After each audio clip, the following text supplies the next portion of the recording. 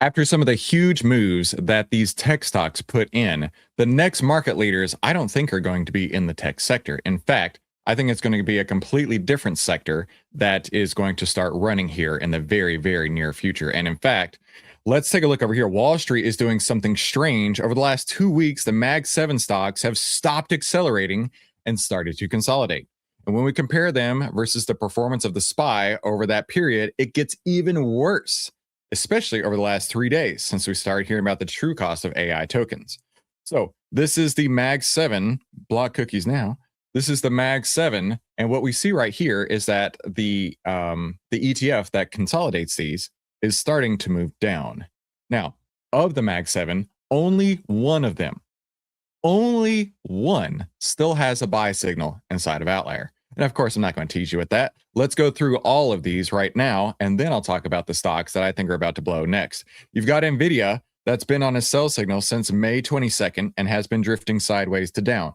Nvidia did catch a little bounce in the last couple days, but still pushing down today. You've got Apple that got a brand new fresh sell signal as of today. And look at this big move on Apple from April 10th to June 4th. You didn't have to do anything except hold. So let's go to their AAPL. From there until today, Apple went up 20%, right? Apple went up 20% between that buy and that sell signal. And right now, we got a sell signal. Now is a fantastic time if you are an Apple shareholder to be taking those profits. How about Google? Goog. Now, I traded Goog not all that long ago, and I made a couple bucks on that buy signal right there.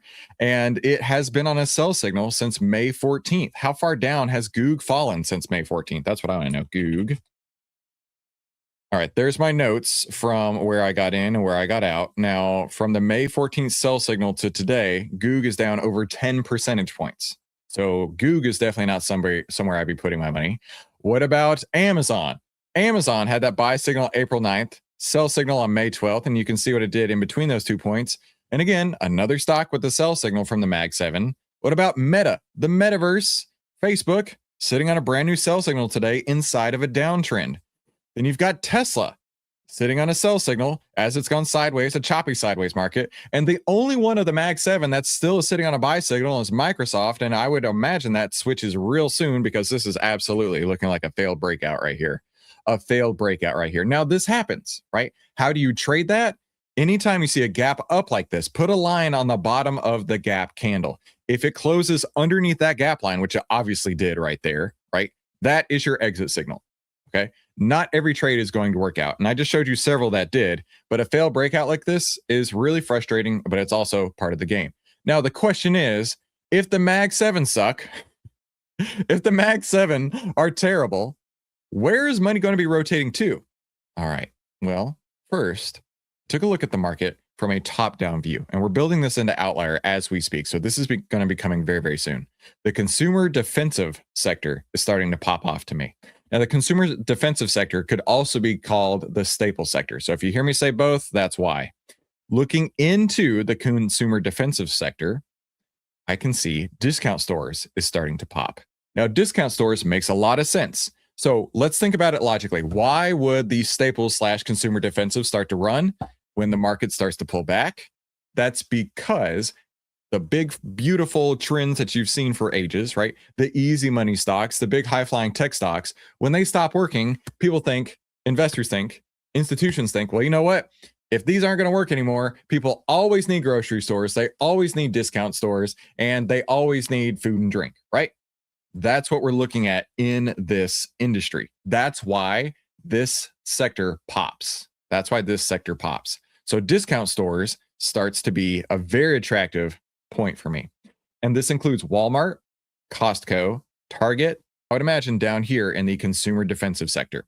So looking at those guys, let's take a look at Dollar General. Now, this is absolutely in a downtrend. This has been beat up for a while, and it makes sense that it's been beat up for a while. Don't get this misconstrued, right?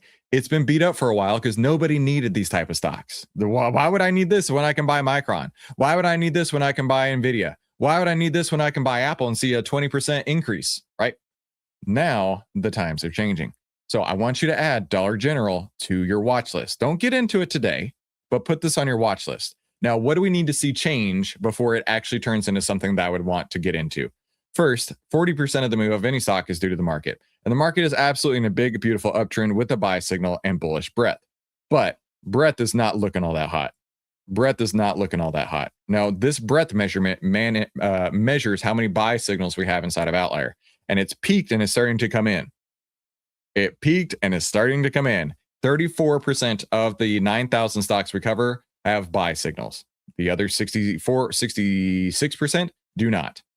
And we're also seeing less uptrends, more downtrends. So breadth is not helping you in this case. We still have a buy signal on the market. We still have a buy signal on the NASDAQ, but breadth is starting to turn the opposite direction. Another reason why you need to be watching and looking for these type of opportunities. Next, the sector.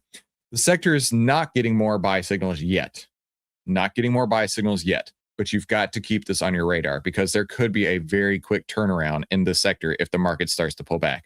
So add Dollar General to your list, and then Target over here. Target's actually performed much more strongly in the last few months compared to Dollar General, but it's not quite got everything it needs to run forward. So put Target on your list as well. Once it starts to turn around, once it starts to gain some traction, that could be a fantastic opportunity. Because remember, these stocks are the ones that people are going to be flying to. They're already starting to buy these names up. In fact, in the last couple of days, Walmart's been up quite a bit. Costco's been up quite a bit. Target's been up quite a bit. So while they're not ready for that buy yet, they are definitely setting up. And that's what you're looking for next.